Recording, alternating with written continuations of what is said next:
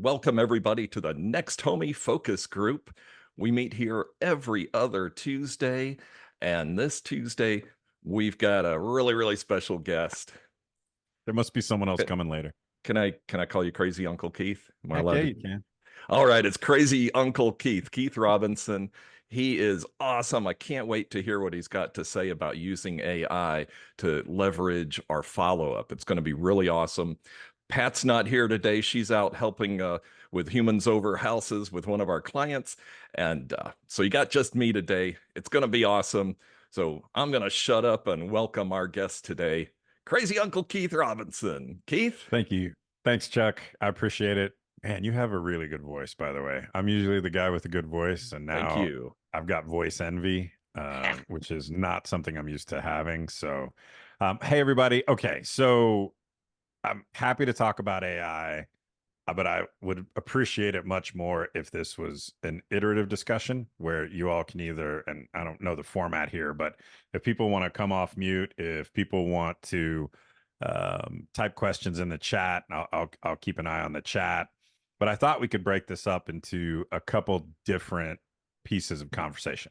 One is there seems to be two schools of thought around artificial intelligence. It's either going to be Skynet and Terminator and it's over for all of us, or it's going to be the biggest thing since the internet and it's going to save humanity and cure disease and we'll all live to be 1,000 years old. And there doesn't seem to be any room in the middle. So I thought we could talk about that a little bit. And then I can talk about some stuff that I've done in and around AI, and that I've been working on. And then specifically for your business, there is a tool that I like that helps with online lead follow up and uses AI and text and email to do that. So from a macro standpoint, I thought we'd start at the 30,000 foot view and is it the end of the world? And we can go all the way down to here's a tool that you can implement tomorrow to help you with conversion. So put number one in the chat or find the thumbs up emoji if that sounds like a good use of some of our time. Okay, cool. And then let's put the number, let's see, put the number 2 in the chat if you think AI is the end of the world. Come on, be honest. Is AI going to be the end of the world? Seth, yep. Okay, good. Roberto, awesome. Omira, yep. More people feel that way. They just aren't saying it. Okay, cool. So a 1.5, fair. Yeah, I guess if I had to give an answer, I'm undecided. Now I will say if you go back and look at every major technological innovation, there has been some concern that it is the end of the world.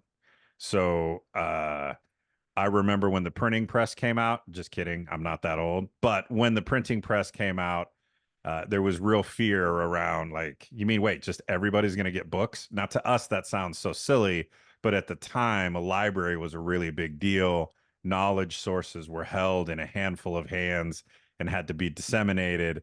And people were freaking out, right? If you look at the Industrial Revolution, they said that moving away from the farms and into the cities and into these factories was going to be the end of the world. Right now, some may argue that it did eventually turn into the end of the world, and maybe perhaps we should go back to some of that. Right. Um, the internet. I remember when the internet. I do actually remember this one when the internet first hit. There were all sorts of fears and panic. For those of us who are old enough, you remember we all thought every computer in the world was going to shut down in the 1999 New Year's party, right? It was like those were the biggest New Year's parties I ever attended because we were literally partying like it could be the end of the world, just like the Prince song, right? So I'm not being completely dismissive of AI. I'm saying there is a common thread and narrative that when really expansive new technologies come onto the scene, it is really scary. It is scary, and I do understand that. Um, I haven't seen anything yet. Like, I'm just gonna be real honest. AI right now is kind of stupid. Like, it isn't. when people talk about AI, I think you have to break it into two different buckets. Um, by the way, the chat is lit right now. You guys are hilarious. I can't look at it or I'll get distracted, but y'all are funny. Um, there's two big buckets. There's artificial general intelligence, which is what most people refer to as AI. And I'm not going to try to nerd out too much on this, but I feel like it helps to give context. Artificial general intelligence is basically where AI is smarter than a human. It thinks for itself. It literally has its own brain and it's making decisions on its own accord. Okay. That's on all things. We are not close to artificial general intelligence. Let me just, we're not close. Now, what the conspiracy theorists, that's not a shot, my Magnolia Realty folks, but the conspiracy theorists would say, sure, but with the pace of change and the intellect of AI, it might not be close today, but it could be there tomorrow. While that is possible, I don't think that's probable. It has more to do with computing power, electricity needs. There's a whole lot of other infrastructure things that prohibit things from changing at scale. But someday, as we get closer and closer and closer to artificial general intelligence, I will reserve the right to change my mind on my fear level. But right now, my fear level is relatively low about artificial general. Like the old story is some AI for a toothpick factory is going to determine that one way you could never, you could solve the problem of needing a toothpick is just to kill all the humans. Because if you didn't have any humans, then you wouldn't need any toothpicks. That's what's going to happen to the AI machine. It's going to hack into NORAD and then launch all the nukes all over the world. Okay. Now, that's a great movie plot. We are not close to that, in my opinion. Okay. But let's also be honest. We have a lot of we've been fed a lot of information by entertainment that AI could be the end of the world. No one's made the movie about how AI works out because that's a boring ass movie, right? Like they only make the movie about how AI doesn't work out. So I think all of that goes into the gumbo. But artificial general intelligence, when people are afraid of AI, is normally what they're afraid of. We are not close to that. What we have now is the first real, I mean, there's technically, I say I don't want to nerd out and then I nerd out. I can't help myself. But technically, Alan Turing, who was a mathematician, English mathematician, he actually built the first computer. If you think about, he was talking about artificial intelligence way back when he built the first computing machine, right? So this concept has been around for a long time. You're using AI very often in your world. How many of you ever typed an email? Go ahead and raise your hand or put one in the chat when I finish my sentence. How many of you have ever typed an email and you write to whom and your email says it may concern and you hit tab or space and it auto finishes? Anybody ever done that? Raise your hand or yeah, if you've done that, you've used AI and yet the world hasn't died, right? So you're using AI right now. Now, that's a very simplistic use case, but that's where AI is today. So I'm just trying to like demystify it because I feel like sometimes it just becomes kind of like the boogeyman, right? So you're using AI right now. You just haven't known that you were. It just felt like it was helping you be more efficient. Um, so, okay, if we're not close to artificial general intelligence, what is AI going to do? How is it going to impact our world? If you look at the real first use cases of AI, you may remember that IBM built an AI machine that was like the size of a refrigerator that could play chess, right? And very quickly, it got to where it could beat the grandmasters of chess, right? Because it could calculate 2,000 moves in zero point 0.2 seconds. And this is where some of the fear comes from, right? But you got to remember that thing was only taught how to do one thing, and it was the size of a refrigerator.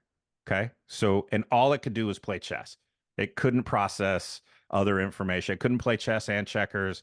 It couldn't play Twister because it doesn't have arms and legs. But so, like, there was a lot of things it couldn't do, but it was really good at chess.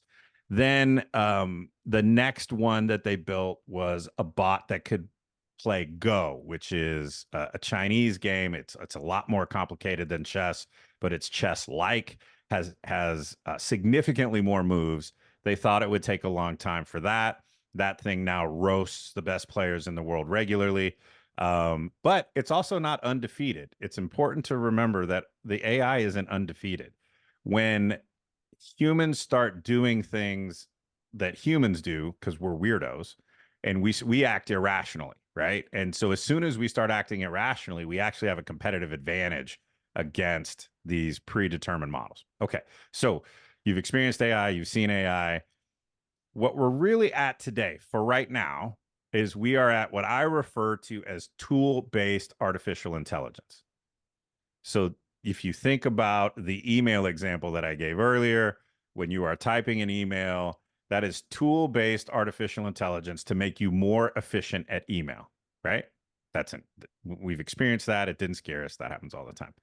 So what you're starting to see now, and there's a confluence of events as to why, but what you're starting to see now is this real proliferation of tool-based artificial intelligence. So start to think about what you do in your daily life and how could having access to data and making some predictions on what would be the right next step, how could that value what you do? Right? Like it would be very easy. I'm not working on this, but it would be very easy for me to build an AI bot that could explain the real estate purchase agreement to a buyer.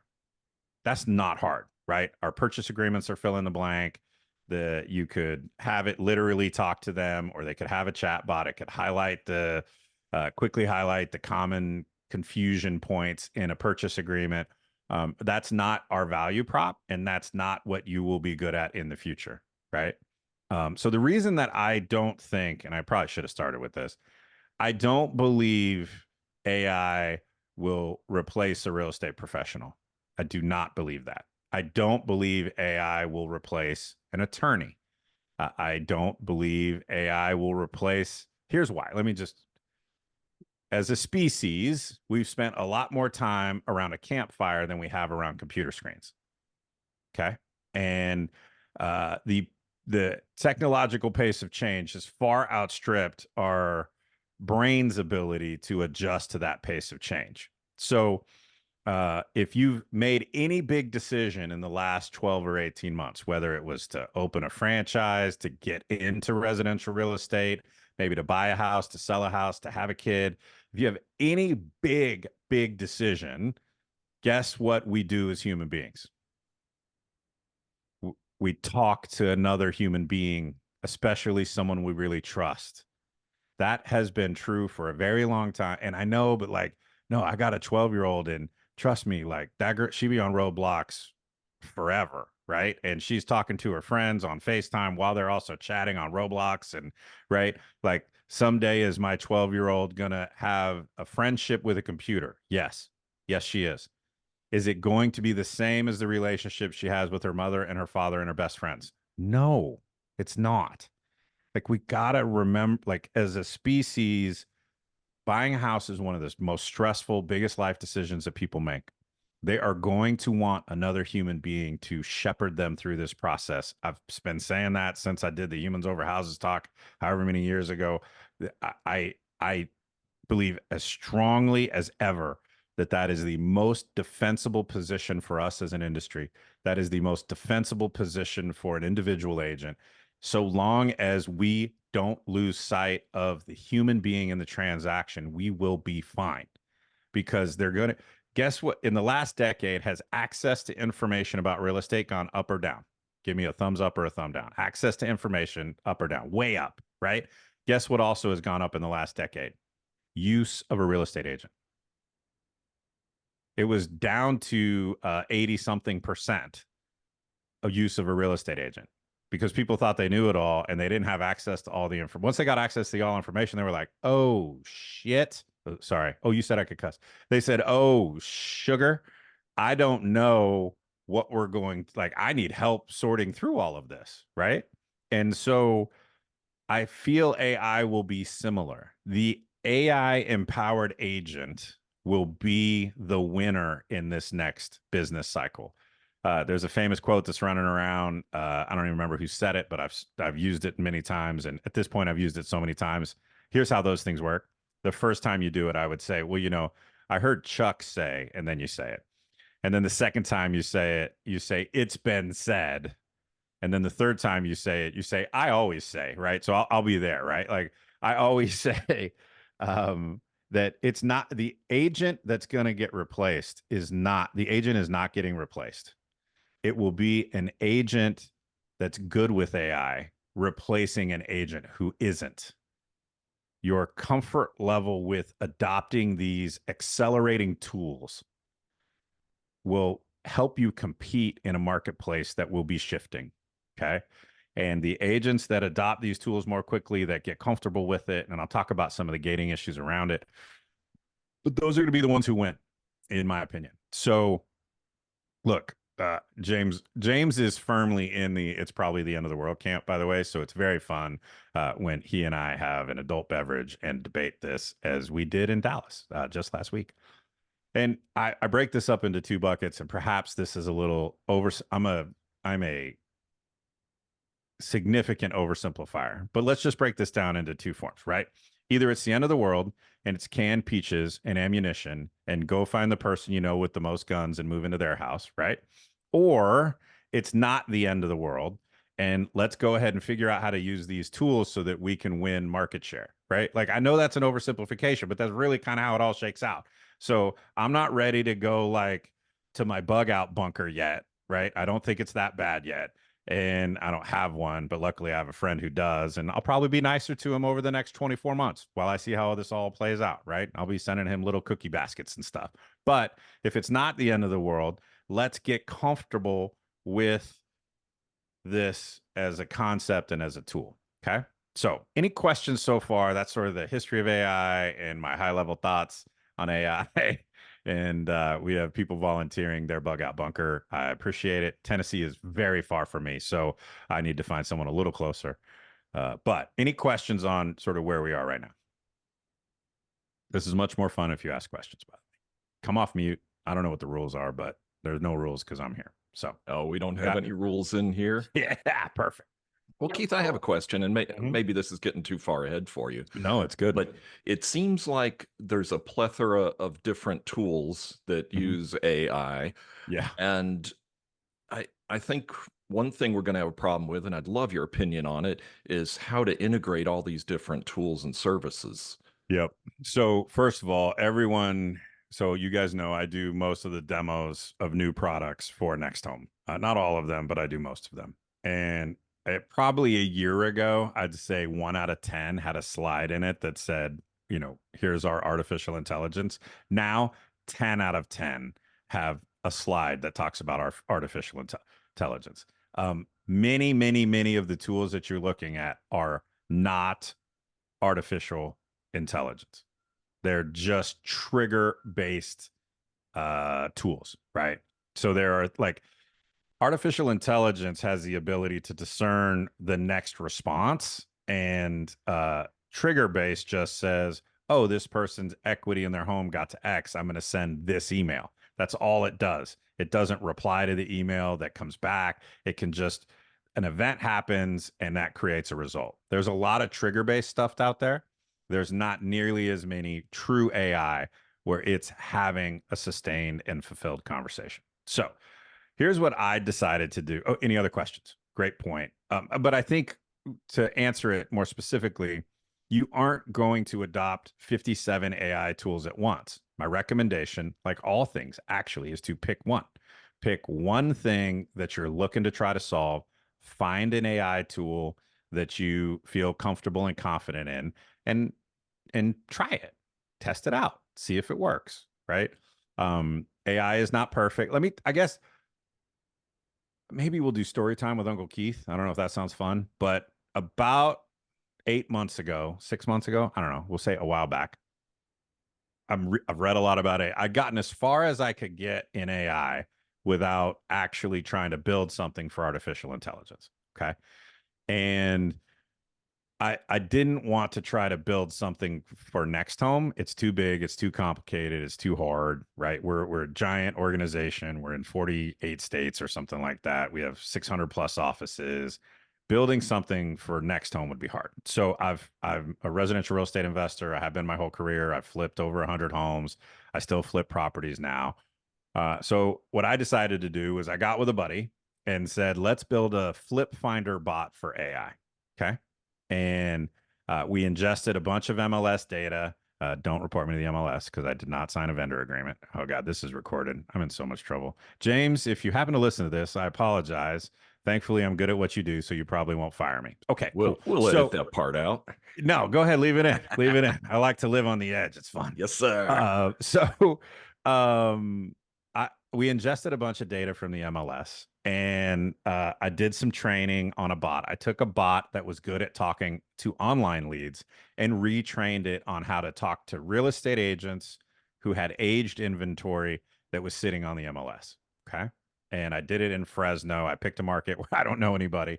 And I turned the bot on and it would send a text to a real estate agent and it would go something like, "Hey Chuck, this is Keith with I work with an investor who is interested in your property.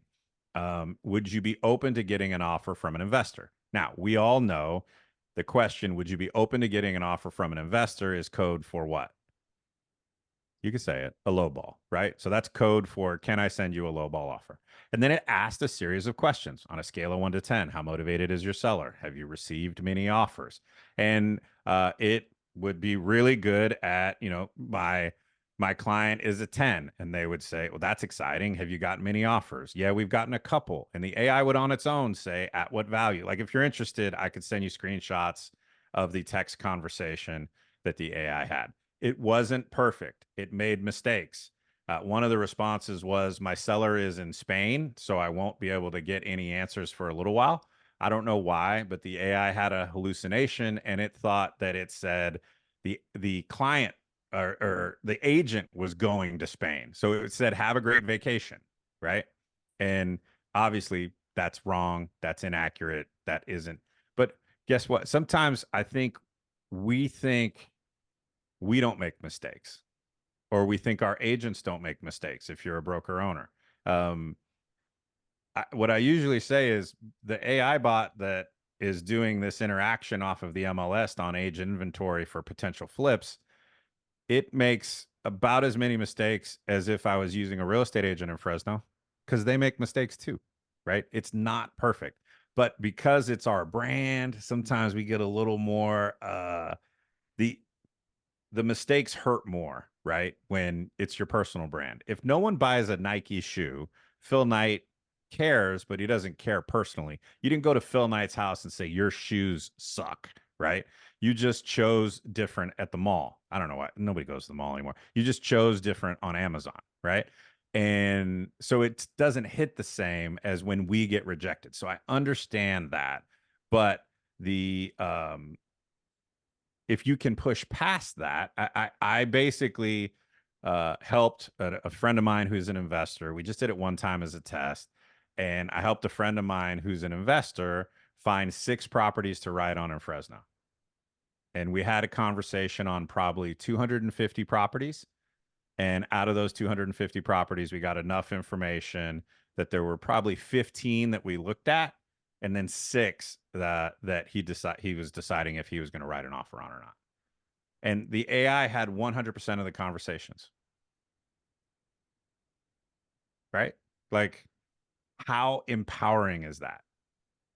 It's if you want to learn, it's not an official product or anything like that, but if you want to learn more about how it works, you can shoot me an email. I'll show you, or I'll send you some screenshots just so you can see that. Look, for me, that was my say. I'm giving you an example from my life so that you can create your own, right? So for me, I didn't want to roll out something in NextHome that was an AI tool and have it like wet the bed in front of all of our amazing agents and owners, right? That would be terrible. I've built a safe little place that was set aside in a city that, look, if you've ever been to or are from Fresno, it's a beautiful place, whatever, but it didn't matter, right? Like, we don't have Uh, we don't have huge presence there. Nobody knows me there. I can just play in a really safe space. And if it went terribly, well, I learned AI is not there yet. Here's what I learned from that exercise. It's there. If you want to have a text or email based conversation, voice isn't there yet. But if you want to have a text or email based conversation, and you spend some time and energy training the bot on how to have those conversations, it's very, very good. It's very good at having it's not perfect, it's not great, but it's very good. So, um, but what it is consistent. And I love you very much, but you're a human being, and human beings by nature aren't consistent. It takes us a tremendous amount of energy to guess what AI never gets? Sick. Guess what AI never gets? In a fight with its spouse. Guess what AI never gets? Bored. Guess what AI never gets? Rejected. It doesn't care, right? So it would just send the texts out every day. Like at the first, it's a funny story. So we sent a big bunch of texts and we got too many responses. Like we couldn't handle them all. So we had to like ratchet it back. But so every day, 10 to 20 texts would go out. And some conversations were started. Some conversations were great. Some conversations weren't. Yeah, Ylopo has an AI tool too, as well. That's very good. It's very good. So that's my own little story time. And the reason that I tell you the story is so that you will do the same thing. Pick some part of your business that you feel safe with, that you're okay. The one I usually pick, candidly, and the one I'll talk to you about if you want, is online leads. Because let's be honest, most of us don't highly value our online leads, right? And I'd know if you highly valued them because you'd follow up with them, right? You would consistently and persistently follow up with them. Like when your sphere of influence calls or emails you, you call or email them right back, don't you? But man, you get one of those dumb emails from one of those stupid online leads, you're like, I'll get to that in a minute, right? Especially if you're having a bad day, you're like, this person. I've emailed them 100 times, they've never even responded. Now all of a sudden they want to know about 123 Elm Street. What a jerk, right? Um, so I think online leads is a really good place, especially if you have a batch of online leads that you maybe haven't nurtured or followed up with in a while. Take a chunk of those. Don't take all of them. Take 500 of them. Take 1,000 of them. Take 200 of them, and push them through an AI machine and just see what happens.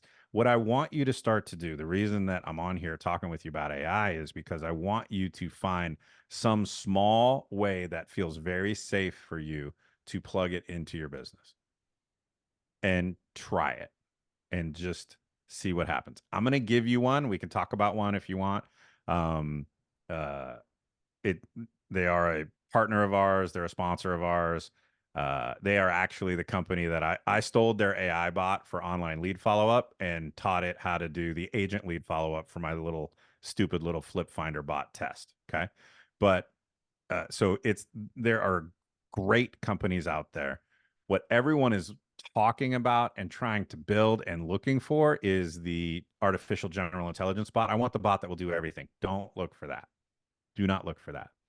Go look for one tool that solves one problem and try to plug that one into your business. Any questions so far? Going once, going twice. Okay. Everybody's afraid. Why? I don't Why? know, Keith. It's such a big topic. Yeah, that's true. And I think you're going to talk about this later, but I think one thing I'd like to know is, all right, I'm just going to pretend I don't know anything and I want to get started. I want to get into this. Mm-hmm. What would be the best place to start? Would it be Chat GPT? 'Cause I Yeah. know we get a lot of utility out of that. Yeah, definitely using Chat GPT is helpful. I would also recommend you do the paid version. It's not that expensive. Um, Here's what I've found for most people though. When they take their first step into AI, and if it's Chat GPT, they basically go, I mean, it's kind of cool, but it's just like Google. It's like Google. I think someone even said it earlier. It's Google on steroids. And that's not, there was I guess the best analogy I can give is Okay, credit card payments didn't explode in usage until the tap feature came along. Does that make sense? So it was a little bit more efficient. But remember when you used to have to put your credit card in, you'd have to wait for the printout, and then you'd have to sign it, right? That wasn't a lot faster than paying with cash. And so it was adopted, but not adopted at scale. But then all of a sudden, for charges under a certain amount, you didn't have to sign anymore, right? And so it got a little more efficient. And then it made it all the way to tap. Now using a credit card is actually easier than using cash. It's faster, it's more efficient. Way more people do it now, right? And so I find I jump onto Chat GPT every day, and I'll go in there and yeah, using your phone. Right, exactly, Renee. Thank you. And now you can use your phone. You don't even have to get your credit card out. Like it's wild, right? And the reason that it's working is because it's efficient.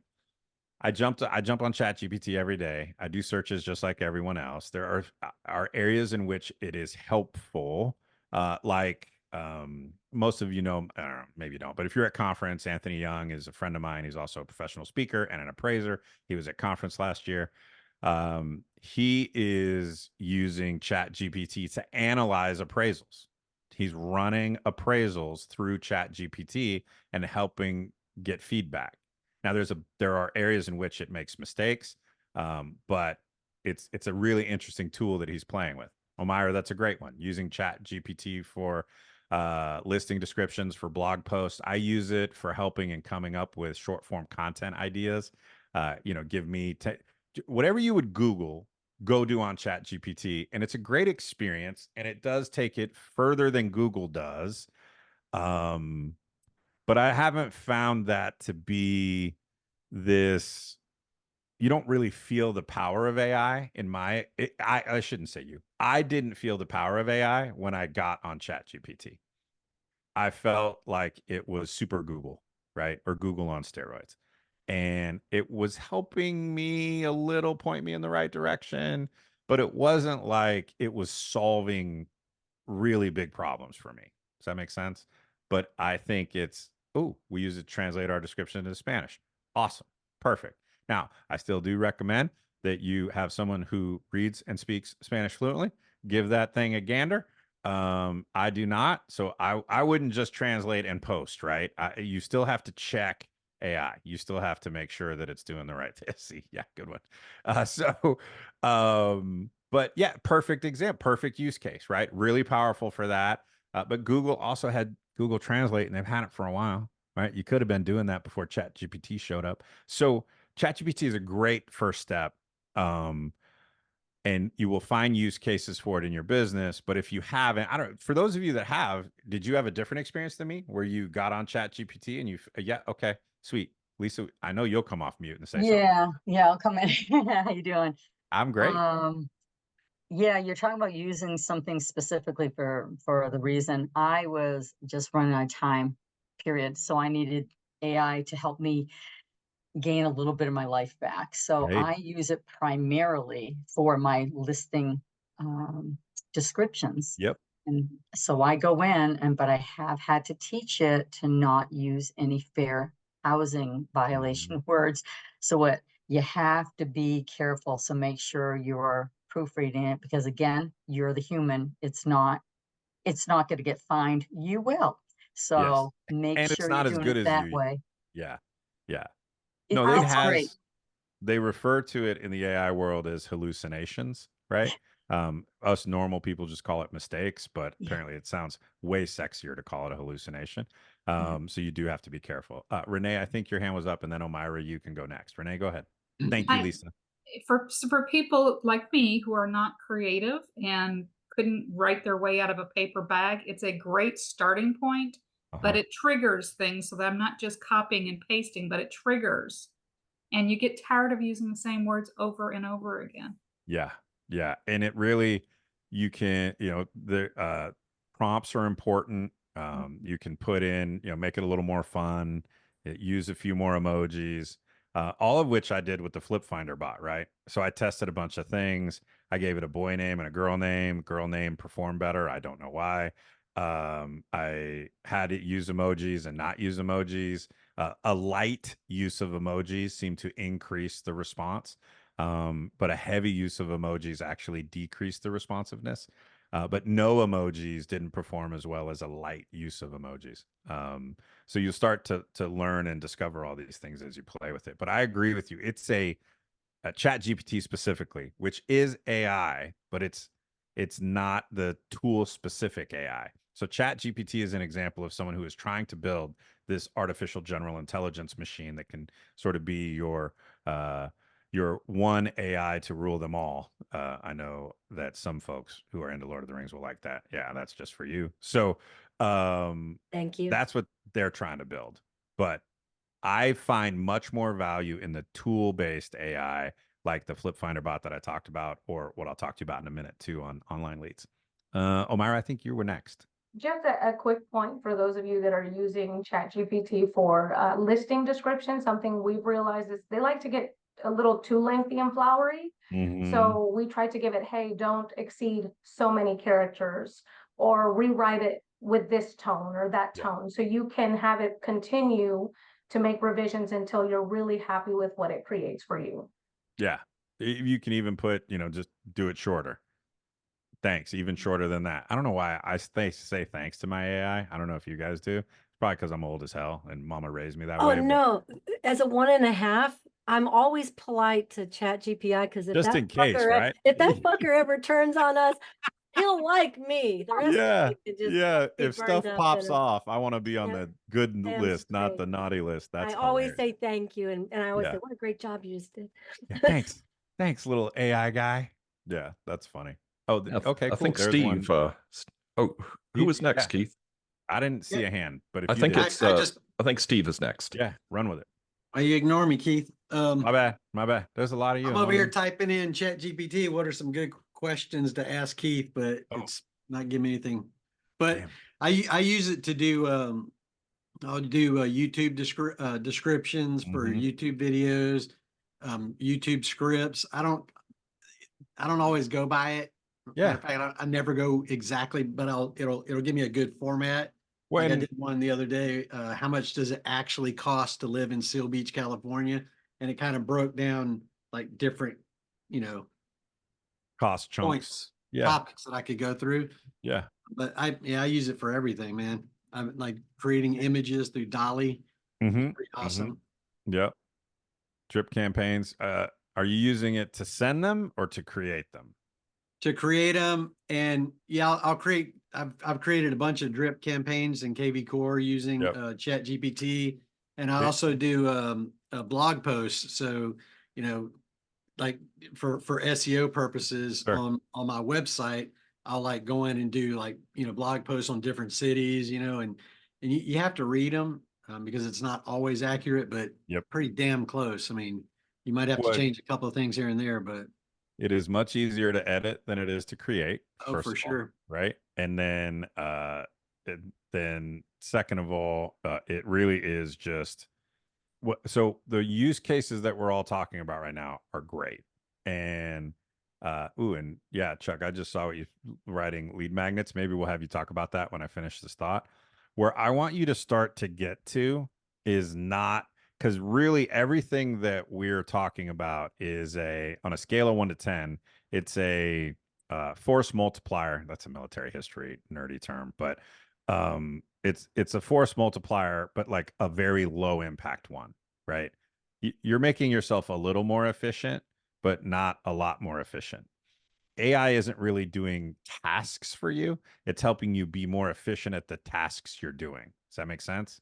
The real power of AI is felt when AI is doing tasks for you, right? Where it's taking action on your behalf. And I know my beautiful control freak, independent minded, independent contractors. I know the idea of having something do something for you is really scary. Okay. But I want to urge you to try to push through that because on the other side of that is the scale that you can get if you can trust it a little bit in a confined environment. Then you can widen that aperture a little bit and trust it more and more in your business. Chuck, why don't you talk a little bit about you mentioned that you're doing lead magnets. Yes, I sir. know what a lead magnet is, but just in case someone does it, explain what a lead magnet is and then how you're using ChatGPT to help you write it. Yes, thank you, Keith. A Mhm. lead magnet is something that you give away. It's got to be something of value. Usually it's things like checklists or guides or printed material that you can send them in the form of a PDF, and it's got some good information. It's not just some kind of lame advertisement. So usually what they'll do is whenever you get into this click funnel, to use another slang term, they'll have you type in your email address, like, give me your email so I can send you my free guide. Well, the free guide is the lead magnet. Yeah, That's what gotcha. attracts you to give them your email address. Mhm. So we've got a ton of them. Like I'm looking at one right now that I'm working on, things that come up in a home inspection. And I'd like to, and I don't want to go too far into your territory, No, Keith, go but ahead. Go nuts. it's it's better if you give it specific instructions. Mhm. Like if you had an assistant and you said, yeah, make me a lead magnet about inspections, they'd come back with something not very good. Right. But if you give them some very specific instructions, this is for a homeowner, this is for somebody that's concerned about what's going to come up on the inspection, just be very descriptive about what you're looking for. It's going to give you back something that's a lot more valuable and a lot closer to what you want. So you Yeah. go through, you edit it, you make it sound like you make it suit whatever it is that you're doing, and then boom, instead of spending hours and hours trying to remember every little thing that's on the inspection report, I've got a great outline that's 80% done. Yeah. Yeah. Yeah. And you can use it to, I don't know whether you call it a white paper or whatever your offering is. It's really good at um, doing the rough draft, I think, is the language that I use for what you're trying to say. ChatGPT is very good at the rough draft. Uh, how many of you have never used ChatGPT? Be honest. It's okay. Anyone? Anyone? I don't see any hands. No. So literally everyone has at least tried ChatGPT. This is why I'm pushing towards beyond making you a little more efficient at what you're already doing. The holy grail here for AI is do things for me, right? Like I want AI to do things for me because sending text messages to orphaned online leads probably not your highest and best use, right? Yes, you could sit there while you have Stranger Things on or whatever you're watching and just copy paste send, copy paste send, copy paste send, right? But it's much more efficient if you could do it. Well, let me just really be honest. Human beings in general, real estate agents, myself included, more than the average beast because our brand is our personal brand. We're rejection avoidant. Okay. The reason we're rejection avoidant is because we are a tribal species. That means we used to hang out in groups about the size of this Zoom, right? No more than maybe 150 to 200 people. Everybody knew everybody. Everybody knew everybody's strengths and weaknesses. Everybody knew everybody's business. Anybody ever live in a really, really small town? Well, that used to be our lives. And that used to be about as big as we could get and have food that would sustain us and all that stuff. So if you got kicked out of the tribe, you were dead. So if you got kicked out of the tribe, like a saber-tooth tiger was going to come and just eat your face, right? And that was what was going to happen. And so our wiring became super rejection avoidant because if we were rejected by the tribe, it'd be the end of us, right? So that's the wiring you're taking into a sales job. On top of that, you're the brand. On top of that, most of us don't think of ourselves as salespeople. We think of ourselves as service people. And then on top of that, it's humans over houses. So like I gotta have their best interest at heart. Oh man, I'm very afraid of consistent and persistent follow-up. It's been something I've been working on for 26 years personally and for other people is how to get them and myself more consistent at what it takes to be successful at residential real estate isn't complicated. It's just hard. You don't need me to tell you should follow up with your sphere of influence. You don't need me to tell you that it takes 7 contacts to really engage with an online lead. You don't need me to tell you that the faster you respond, the higher your conversion rate with any lead, whether it's online or otherwise. We know all this, right? But it's tough, man. It's tough. And then you do send one and someone texts back, F you, lose my number. And you're like, geez, that was pretty unnecessary. Why don't you drive to my house and knock on my door and say that shit, right? But they won't, right? But like, that's the feeling that we have. And it's real for us because it's real for us.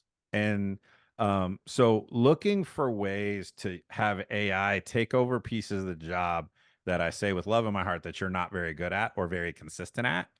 Because what agents are great at, though, you are not great. And I say this with love, and this is a generalization, so this isn't true for everyone, but you are not great at starting conversations, but you are amazing at having conversations. You understand the difference? Once you start talking to somebody, y'all are fire. Like, you're brilliant, you're thoughtful, you're focused, you're funny. All the reasons you're successful is because you're great at having the conversation. What we aren't great at this industry is starting the conversation. So that's why I think personally the lowest hanging fruit, or the one that I'm most attached to right now for an agent's sales business, is the what I'll call the orphaned lead, right? So it doesn't have to be an online lead. It could be any lead. You know how it is. You meet someone at open house, there's a little spark, there's a little love connection. You might even do a buyer consultation. You show them properties a couple times, and then they just drift away. You don't even know where they go. They just drift away. They just go off into the residential real estate ether, right? And you send them a text and they don't respond. And then you kind of mean to send them another one, but it takes you 2 weeks instead of 2 days. And then you send one more and they're like, they hit you with the thumbs up or some non answer, right? They hit you with the thanks. And then you're like, you should follow up. I don't know, whatever, right? And then you meet someone new at an open house. You're like, hey, these people are ready to go. And so you start more focusing on the things that are further down the funnel and neglecting the things that are further up the funnel, because we're codependent in our relationship with our clients. And when we don't hear from them, we take our love away, right? That's a little aggressive. That's probably not true, but something like that happens, right? So use AI to solve that. Like, this isn't, I don't want to make this a big commercial for Raya, which is the tool that we happen to partner with. There's a bunch of them. I'm happy to talk to you guys about Raya if you want. There's other ones that are out there, but it would be worth it. I should know. I don't even know exactly what Raya costs. I probably could have looked that up before this webinar, my bad. But whatever it costs, try it for 90 days and take 100 of your orphan leads or online lead, whatever lead you've lost contact with, pull 100 of them down, push it through the system, just see what happens. Just see what happens. If you hate it, don't ever do it again. If you love it, give it another 100. If you really love it, give it another 1,000. If you really, really love it, go buy some old leads from someone who hasn't called them in 6 months and just say, hey, how much for your old Zillow leads? Because I know you stopped doing it.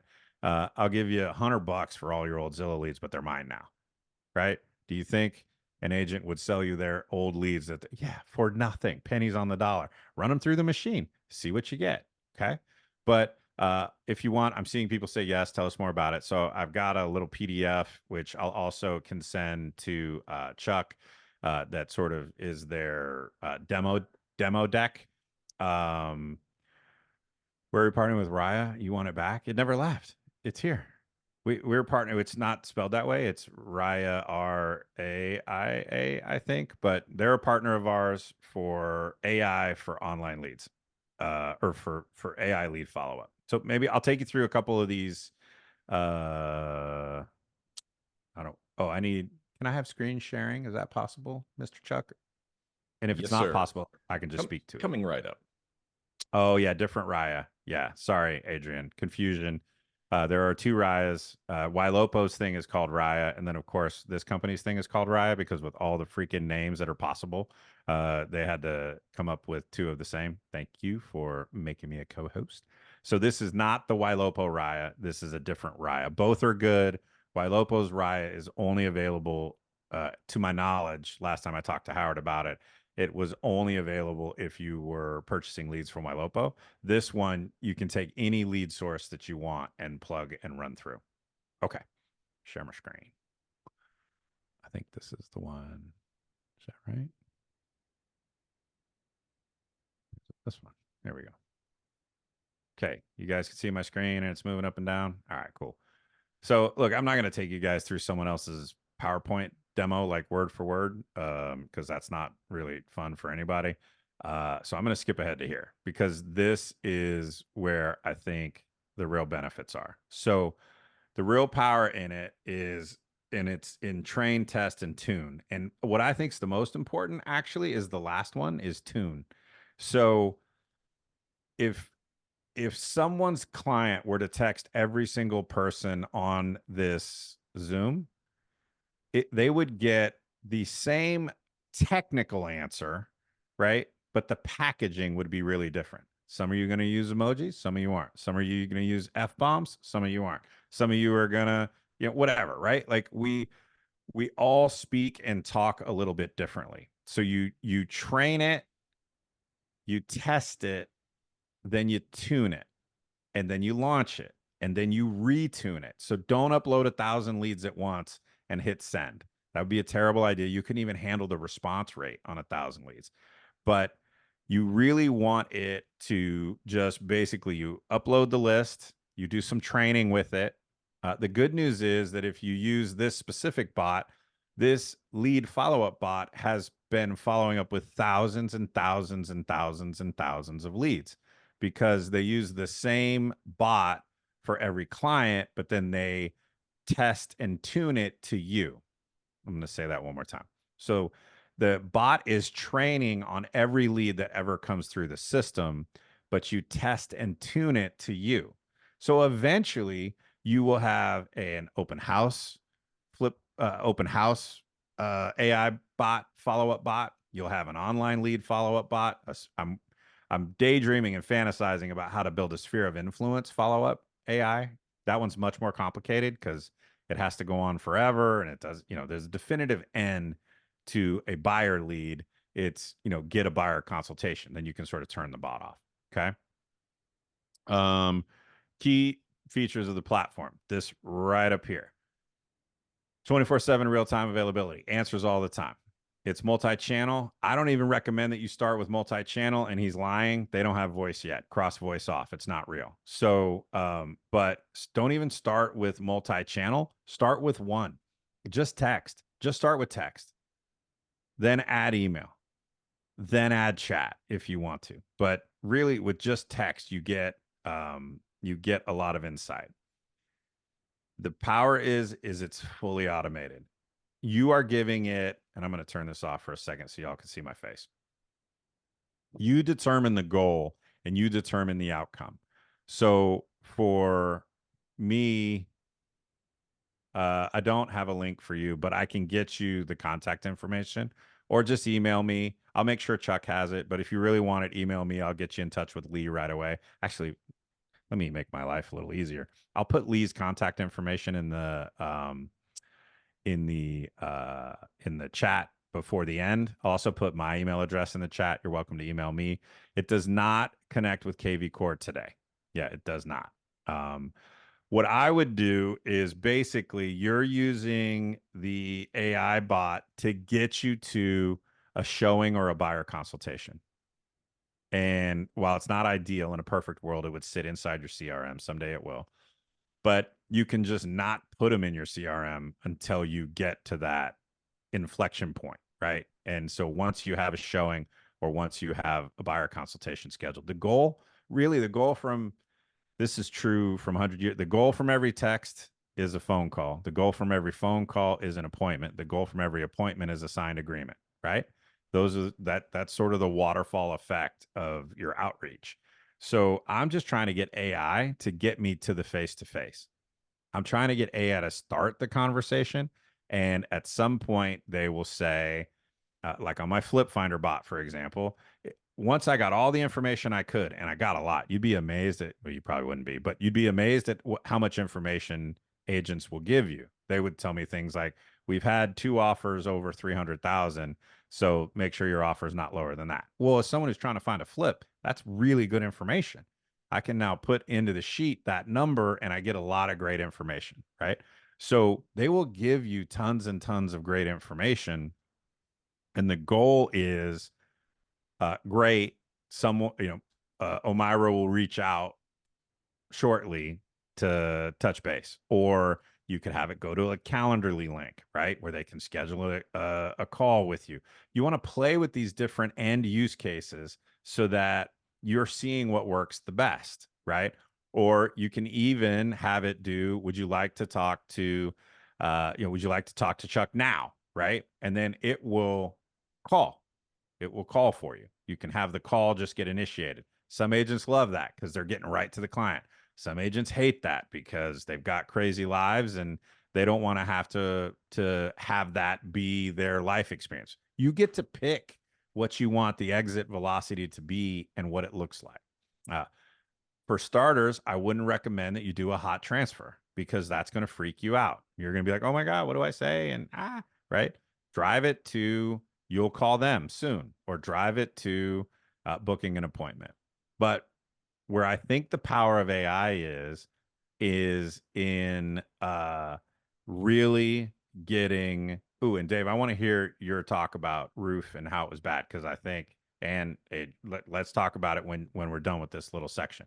So, but the power of it is when you can get it to do things for you. What was your very, very, very bad experience?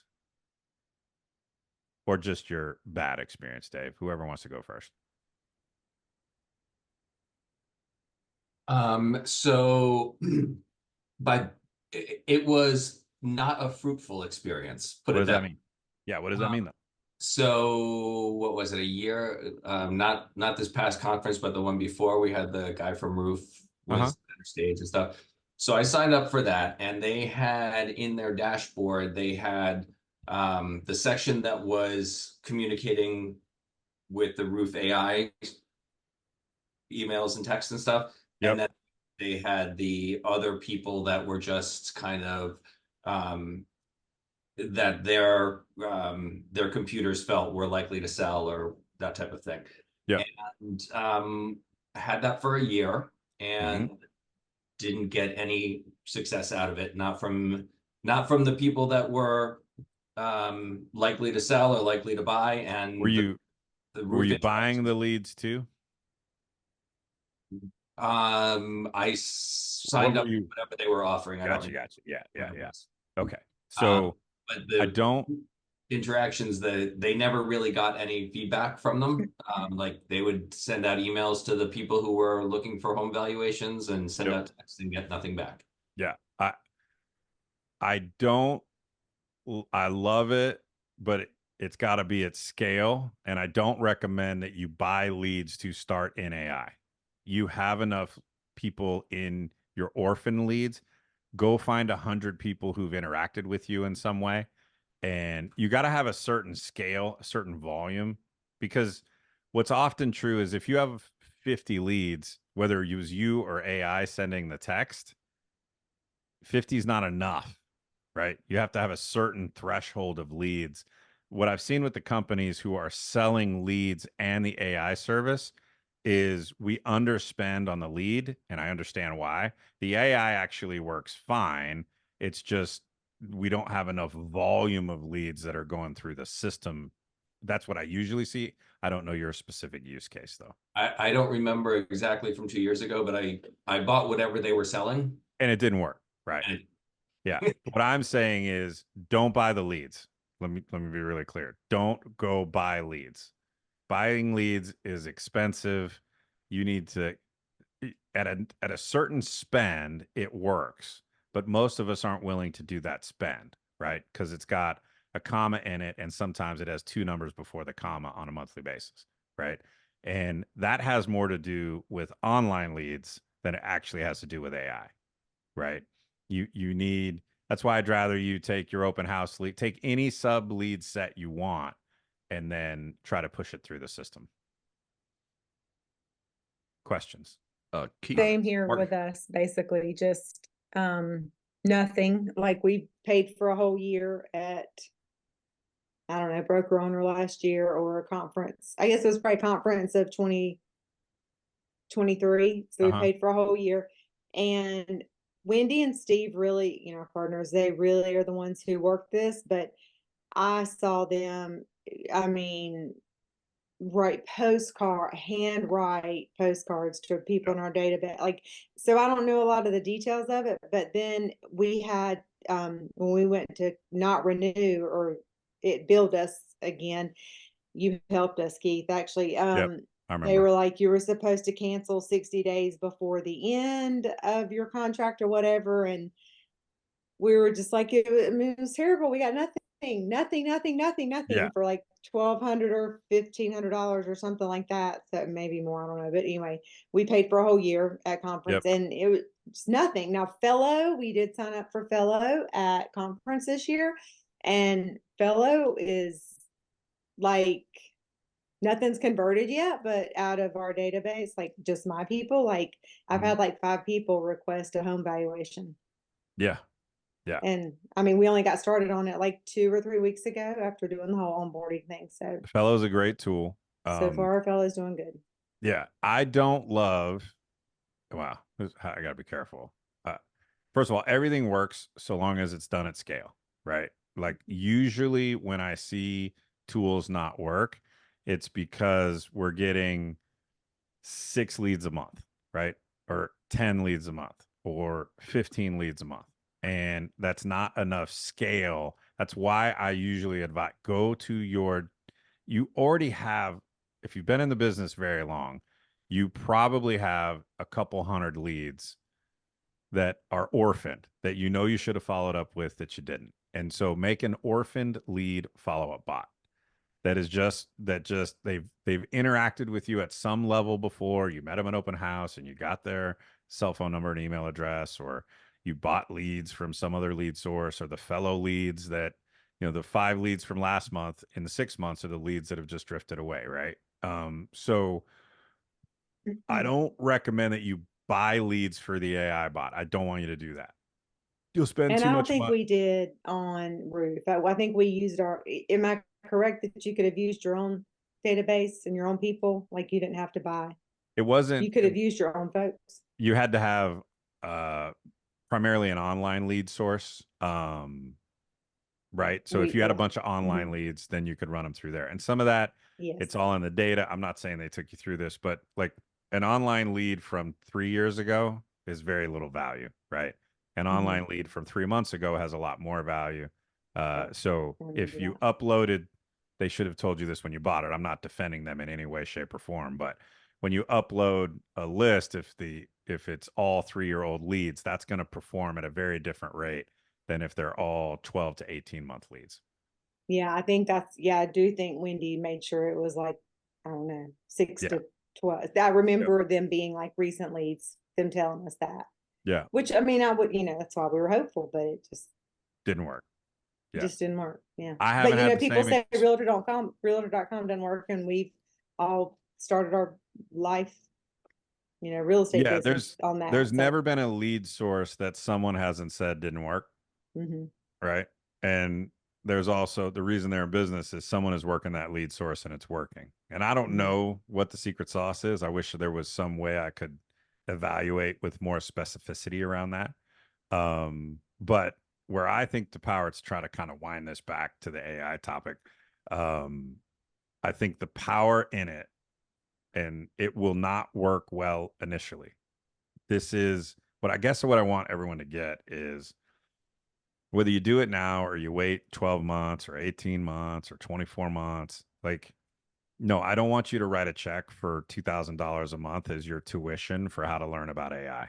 But I do want you to write a check for a couple $100s a month for your tuition on how to use AI, and look at it, of course, through a conversion lens, because conversion matters. But if you either don't do it and say, I'm going to figure this out later, which I respect, and I'll wait till it gets better, or do it, but really work it, right? And you're teaching it and training it. And that training component that I talked about on, this was we sent 100 texts, we got no response. Why? What do we say? Let's try something else, right? Let's try a different trajectory, a different approach, a different approach angle to try to stimulate the conversation. Because and I can only speak to my experience when I built my stupid little flip bot test, right? it worked terribly the first batch we sent out. I continued to refine it, continued to change the approach, continued to change the questions and the way that they were asked. And then it got better and better and better and better. And so this isn't a write the check and appointments show up kind of thing. This is a write the check, invest in it, time block the time to think about it, have a regular meeting with whoever you partner with that's going to help you with it to continue to try to streamline and refine and grow your commitment. Marcella has a question.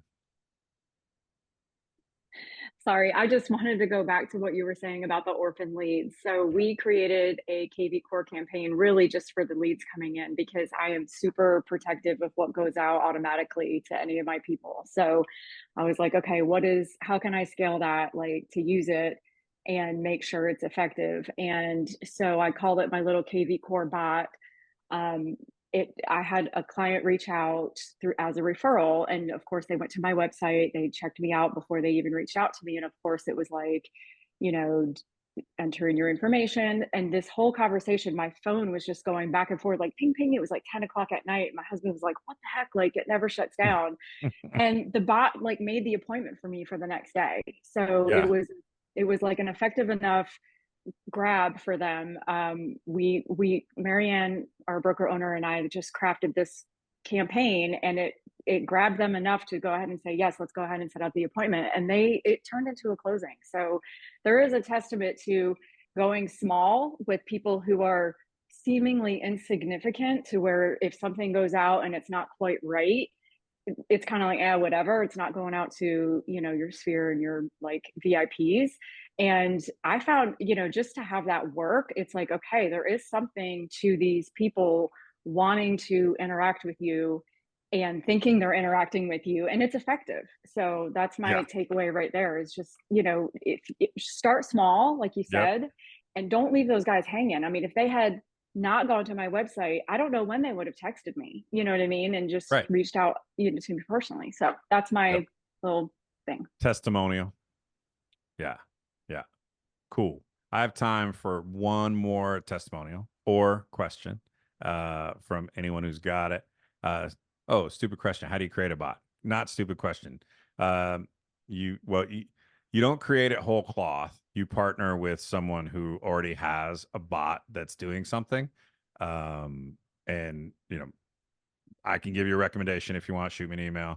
But if you Googled AI lead follow-up for real estate, you'll get 1,000 options, right? They're out there.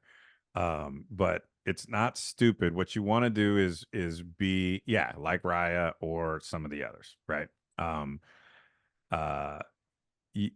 You want something that really is already answering questions and doing them at some scale, right? And then I just want to reiterate, it isn't a set it and forget it. Leads, appointments just fall from the heavens. I wish it was that way, but candidly, if it was, they would charge a huge number for it, right? Like anything, you've got to work at it and refine it and shape it to get it to where it works. I just don't want, whether it's today or in 6 months or in 16 months, we're all going to have to sort of get comfortable with AI being involved in the sales process of residential real estate. And so wherever feels like the safest place for you to enter that, if it's not online leads, fine. If it's not a small sliver of your sphere of influence or your lead source, fine. If you feel more comfortable in some other places, great. But start to figure out how to get comfortable, because the muscle that we need to build in this industry, and Marcella was kind enough to be vulnerable and share that it's scary to let go. We are control freaks, right? And so you find little areas where you can let go a little bit and sacrifice some of this to the real estate gods so that you can get your tool, your unfair share back. Okay. I'm 11 minutes late to my 11 o'clock. But thank you so much. That was so informative. My pleasure. I'll put my email in the chat. If anybody needs anything or you want an introduction to anyone, like just tell me, I want an AI tool for blank. I'll see if I can track it down for you. That's very kind of you. Now, everybody, if you're not getting emails from me about the NextHome focus group, put your name and email address in the chat and I'll add you to the list. We've got a lot of great speakers coming up and I don't want you to miss any. And also, if you're not a member of the NextHome focus group Facebook, well, that's a tongue twister, Facebook page, make sure you join up. It's for NextHomies only, and we'll keep you informed that way as well. So thanks everybody for coming. Really appreciate it. We meet every other Tuesday, so we'll see you back here in 2 weeks, and have a great holiday weekend. Thanks for having me.